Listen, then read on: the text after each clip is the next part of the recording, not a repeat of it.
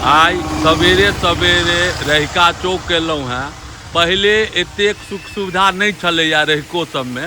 आ देख लियो मछली, आ मछली जिंदे छै कलकतिये मछली या अपन देशियो राखि सकैया। देखियो ई बौआ अहाँके कऽ रहल ये, एहिमे जिंदा मछली छै बौआ हौ। एगो मछली निकालक ने तखन ने। हाँ ठीके में कूदल हो।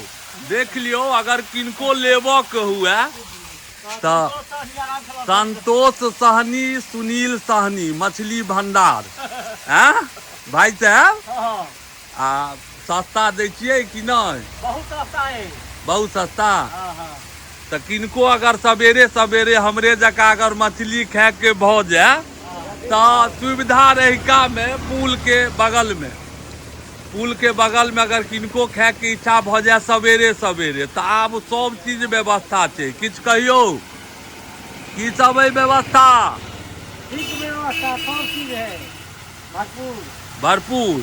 क्यों 2 क्विंटल 4 क्विंटल कहता तो कहियो भ जेतै, ओहो भ जेतै। हाँ अच्छे ओजन तोजन में नहीं बेईमानी करे छियै? बेईमानी क्या करबै, कंप्यूटर चलै छियै। अच्छे हाँ। आ मछली के खाओ टाओ लाइन में दै छियै? एहिमे चारा नहीं रहे छै।